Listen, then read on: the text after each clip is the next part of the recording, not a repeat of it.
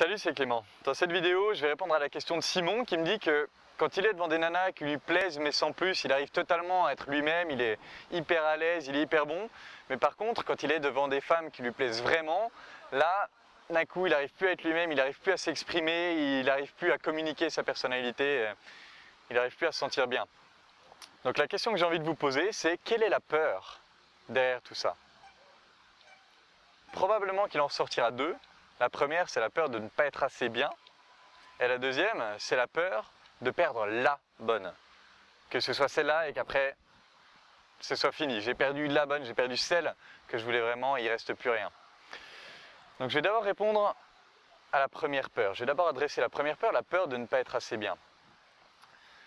Est-ce que vous avez déjà sauté d'un plongeoir? Est-ce que vous êtes déjà allé dans un endroit, même un rocher, et sauté de haut dans la mer ou dans une rivière? Si vous l'avez déjà fait, vous savez cette sensation, quand on arrive au-dessus, c'est la première fois qu'on le fait, on a peur. On est pris par cette sensation, on ne sait pas ce qui va se passer, on ne l'a jamais fait, on a peur. Par contre, qu'est-ce qui se passe une fois qu'on a sauté? Probablement, sauf en cas de plat monumental, que vous allez remonter directement. Et la deuxième fois, vous allez avoir un peu peur, mais quand même un peu moins. Vous allez pouvoir sauter beaucoup plus vite. Et puis la troisième fois, qu'est-ce qui va se passer? Vous allez arriver en haut, vous allez sauter direct. Quatrième fois, sauter direct. Cinquième fois, sauter direct. Et après, cette peur va totalement se dissiper parce que vous aurez prouvé à votre cerveau qu'elle n'a pas lieu d'être. Du coup, on va se baser un peu là-dessus pour supprimer cette peur des nanas qui vous plaisent vraiment. Maintenant, vous allez y arriver, de toute évidence, vous allez vous foirer. Ça va être important d'accepter que vous allez probablement vous foirer un certain nombre de fois. Accepter ça et se dire, ok, c'est pas grave, j'ai de grandes chances de foirer, je vais me montrer moi-même, je vais juste être moi. Si ça foire, ça foire. De toute façon, c'est probable que ça foire les 5, 6, 7, 8 premières fois. Donc première chose, vous vous forcez à sauter, à sauter, à sauter, à sauter. Deuxième chose, vous vous montrez pleinement vous-même et vous acceptez que ça va probablement foirer. Troisième chose, ça va être de se poser la question de la valeur de cette nana au final. Vous la voyez comme extraordinaire, mais est-ce qu'elle l'est vraiment?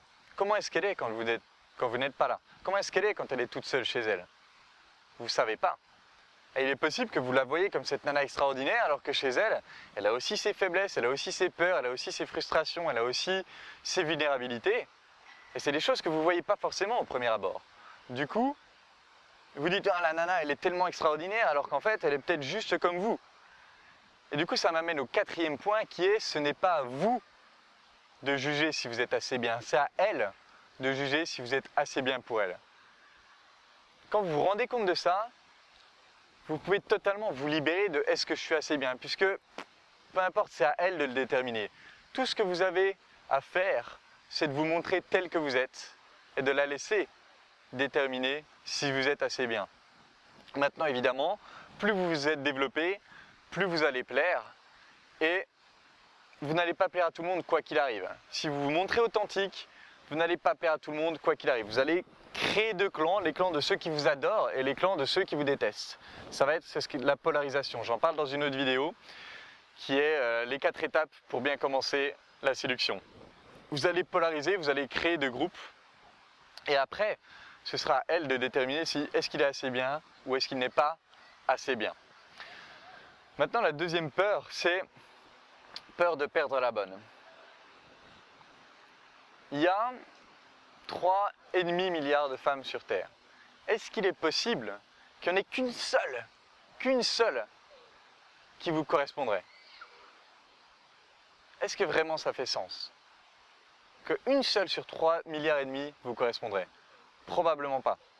Probablement pas. Et du coup, plutôt que de se dire « Ah, je risque de perdre mon âme sœur », dites-vous je risque de perdre une de mes 1000 âmes sœurs potentielles. Rien que de vous dire ça, comment est-ce que vous vous sentez? Ouais, c'est probablement différent. Probablement que la tension de la perdre, celle-là, se dissout un peu. Deuxième chose par rapport à ça, je pense vraiment que la bonne personne, c'est celle que vous choisissez et que vous la faites devenir la bonne personne.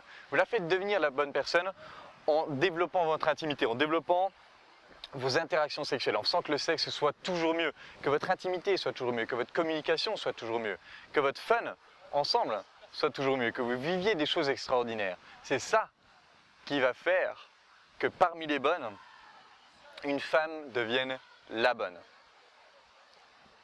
Du coup, pour résumer, si vous voulez supprimer cette peur, ce mal-être devant les nanas que vous voyez comme extraordinaires, rappelez-vous que ce n'est pas à vous de juger, que peut-être qu'elle n'est pas si bien que vous le voyez, peut-être qu'elle est plus proche de vous que vous ne le pensez.